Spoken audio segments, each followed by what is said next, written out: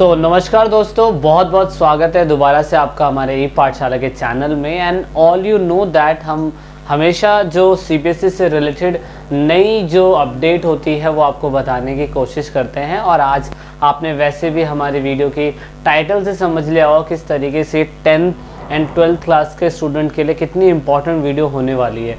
जो बच्चे इस साल 2021 में 10th एंड 12th के एग्ज़ाम के लिए अपेयर होने जा रहे हैं, उन सभी के लिए सीबीएसई बोर्ड ने एक नई गाइडलाइन जारी करी है और उसके बारे में हम इस वीडियो के अंदर डिस्कस करने जा रहे हैं। तो अभी आप देख सकते हैं कि रिसेंटली जो सीबीएसई बोर्ड है उन्होंने अपने खुद की ऑफिशियल वेबसाइट के अंदर एक नई अपडेट दी है जिसकी शुरुआत आज से होनी थी, ठीक है ना। तो इसीलिए दैट इज़ वाई मैं ये वीडियो बनाने जा रहा हूँ। इसमें लिखा हुआ है कि change of the examination and practical centres, मतलब जितने भी बच्चे 10th एंड 12th क्लास के अंदर अभी रिसेंटली अपना एग्ज़ाम देने जा रहे हैं, अगर उन सभी को रोल नंबर इशू हो गए हैं तो उसके बाद ये सारी एक्टिविटी स्टार्ट होने जा रही है।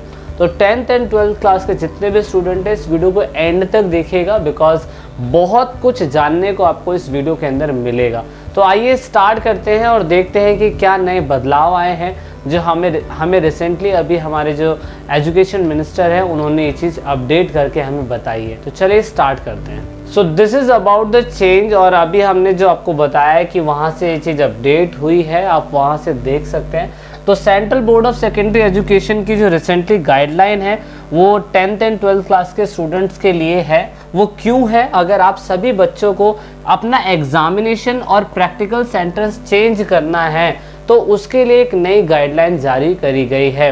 जो बच्चे आज से पहले अपने बोर्ड के exam 10th and 12th class के देते थे, उससे पहले कभी बच्चों को ऐसा मौका नहीं मिला था, लेकिन अब जो 2021 में बच्चे ये नया एग्ज़ाम देने जा रहे हैं उनके पास ये सुनहरा मौका है कि वो अपने एग्ज़ाम सेंटर्स को और अपने प्रैक्टिकल सेंटर्स दोनों में बदलाव कर सकते हैं। अब ऐसा उन्होंने क्यों करा है? ऐसा जो हमारे एजुकेशन मिनिस्टर है उन्होंने ऐसा सिंपल सा सिर्फ इसी वजह से करा है because all you know that at present time किस तरीके से अभी पेंडेमिक चल रहा है, और पेंडेमिक की वजह से उन्होंने इन सब चीज़ों को फैसला लेते हुए 10th एंड 12th क्लास के लिए ये सोचा है। क्योंकि बहुत सी फैमिलीज जो है 10th एंड 12th क्लास की ड्यू टू कोरोना वायरस वो बहुत सी फैमिली शिफ्ट हो गई है, एक स्थान से दूसरे स्थान पे शिफ्ट हो गई है।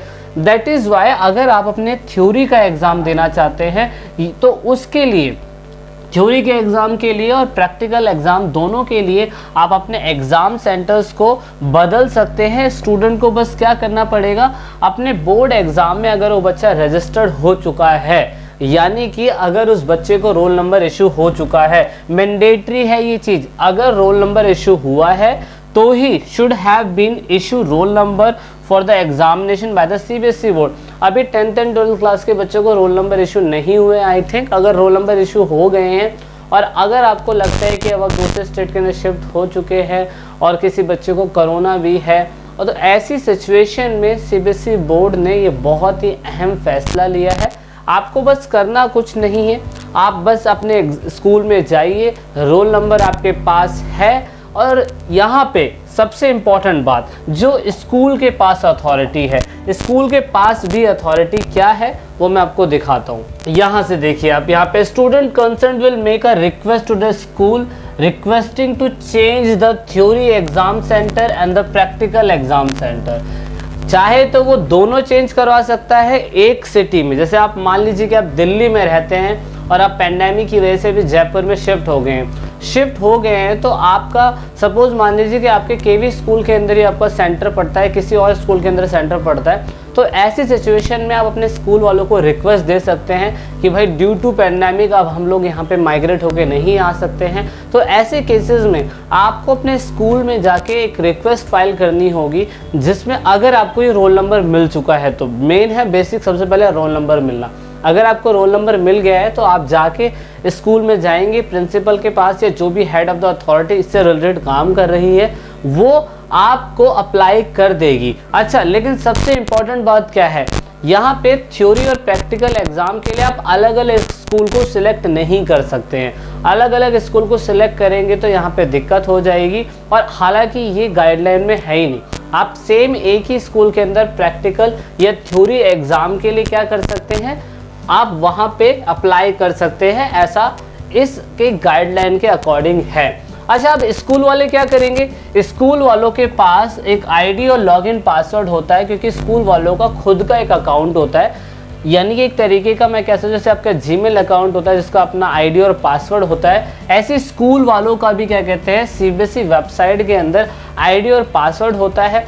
और आपकी वो सारी की सारी डिटेल्स को क्या करेंगे, आपकी सारी की सारी डिटेल्स को, नेम ऑफ रोल नंबर, उसे क्या चेंज करवाना है, थ्योरी के लिए चेंज करवाना है या प्रैक्टिकल एग्जाम के लिए चेंज करवाना है या दोनों के लिए चेंज करवाना है ना, तो वो ऐसा क्या कर सकती है, वो सेम टू सेम क्या कर सकती है, स्टूडेंट की चॉइस के अकॉर्डिंग रिक्वेस्ट को डाल सकती है। कहाँ पे? सीबीएसई के अंदर। तो ये सबसे अहम बदलाव है। और सबसे इंपॉर्टेंट चीज़, अगर आपने एक बार कोई बदलाव कर दिया ना, अगर एक बार in the case of change both, है ना, अगर आपने एक बार बदलाव कर दिए तो उसके बाद वो बदलाव बदले नहीं जाएंगे।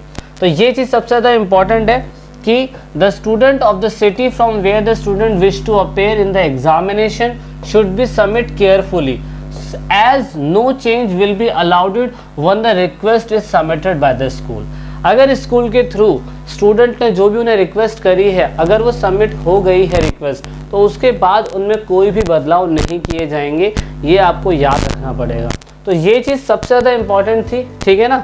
तो ये चीज़ आप देख सकते हैं। और जिन जिन बच्चों को इसके बारे में नहीं पता है, तो मैं आपसे रिक्वेस्ट करना चाहूँगा कि भाई ये चीज़ उनको ज़रूर भेजिएगा, क्योंकि ये चीज़ बहुत से स्टूडेंट्स को नहीं पता है। अब ये सारी की सारी चीज़ें देखिए, जिन बच्चों को कोरोना वायरस है, उन्हें लग रहा है कि भाई वो पेपर नहीं दे पाएंगे, तो भी उसके लिए भी सोल्यूशन है। अब यहाँ पे आपके रीजन में जाके ये प्रॉब्लम सॉर्ट आउट होगी। ये तो हो गया रोल नंबर के लिए। यहाँ पे result of this student will be declare from the regional officer from the where they were registered. अब जहाँ पे मान लीजिए कि दिल्ली में रहता है, पटना में जाके एग्ज़ाम दे रहा है, तो वहाँ का जो रीजनल ऑफिसर होगा वो उसके रिजल्ट को केयरफुली ऑब्जर्व करेगा या देखेगा। So this is about the new update. लेकिन अच्छी बात ये है कि आपको अगर रोल नंबर मिल चुका है, तो आज 25 तारीख है, 25 मार्च है, ये चीज़ आज से ही अप्लाई होने वाला है। ये रिसेंटली वीडियो अभी मैंने इसलिए बनाई क्योंकि बहुत ही काम की वीडियो है। Student can send a request to the school by 25 Feb। बहुत से बच्चों को ये प्रॉब्लम आ रही थी, वो यही सोच रहे थे कि यार एग्ज़ाम देने के लिए अगर हमें दिल्ली आना पड़ जाएगा तो हम कैसे आ पाएंगे, या कोई फाइनेंशियली प्रॉब्लम भी हो जाती है फैमिली की, किसी की दूसरी और प्रॉब्लम हो जाती है फैमिली में, पेंडेमिक फैलने की वजह से सिचुएशन भी ख़राब हो सकती है। तो इसीलिए आज 25 Feb है, आप आज से 31 मार्च के 20 तक, बस ज़्यादा नहीं, आपको ज़्यादा समय नहीं दिया गया है ऐसे रिक्वेस्ट को भेजने के लिए। और रिसेंटली अभी जितने भी केवीज स्कूल है, उन्होंने भी मैसेज दिया है बच्चों को कि आप अगर अपना ट्रांसफ़र के लिए कुछ अप्लाई करना चाहते हैं तो अप्लाई कर सकते हैं, ठीक है ना। तो ये है, तो ये स्पेशल इंफॉर्मेशन थी। No request beyond above the schedule in any case shall be accepted by the CBSE change of the centre. 31 मार्च के बाद कोई भी बदलाव नहीं किए जाएंगे। तो आई होप आपको ये बातें समझ में आ गई होगी। जिन बच्चों को ये इन्फॉर्मेशन नहीं पता है, चाहे वो 10th के हैं, चाहे वो 12th के हैं, चाहे वो किसी भी स्ट्रीम के हैं, कोई और डाउट आता है तो मुझे डिस्क्रिप्शन बॉक्स में आप जाके कमेंट कर सकते हैं। मैं आपका रिप्लाई करूंगा, आपके प्रॉब्लम को सॉर्ट आउट करूंगा। जितना ज़्यादा हो सकता है इस वीडियो को शेयर करें। आज 25 तारीख है, बहुत से स्टूडेंट्स को नहीं पता है इसके बारे में, तो उनको ज़रूर बताने की कोशिश करें। सो गाइज, ये सारी इन्फॉर्मेशन मैंने आपको बताने की कोशिश करी है। पेपर के पॉइंट ऑफ व्यू के साथ साथ आपको इन सभी चीज़ों से भी अवेयर रहना पड़ेगा। वैसे भी हम हिस्ट्री, पॉलिटिकल, ज्योग्राफी और इकोनॉमिक, फिजिकल, इन सब की वीडियो लेके आ रहे हैं, लेकिन ये इन्फॉर्मेशन भी उतनी ही ज़्यादा ज़रूरी थी पेपर के पॉइंट ऑफ व्यू से।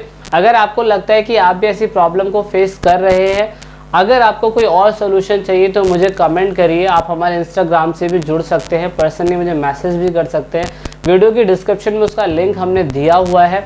अगर आपको लगता है कि ऐसी कोई और प्रॉब्लम है जो मुझे रेस करनी चाहिए, आपके लिए सीबीएसई बोर्ड तक ये मैसेज पहुंचाना चाहिए, तो भी आप मुझे क्या कहते हैं ज्वाइन कर सकते हैं हमारे इंस्टाग्राम अकाउंट पे। सो आई होप आपको ये इन्फॉर्मेशन बहुत ही ज़्यादा इन्फॉर्मेटिव लगी होगी। अब हम जल्द ही मिलेंगे नए अपडेट के साथ। देखते हैं कि अभी रिसेंटली एजुकेशन मिनिस्टर और क्या क्या बदलाव करेंगे। So this is it in this video, and let's meet in another new update.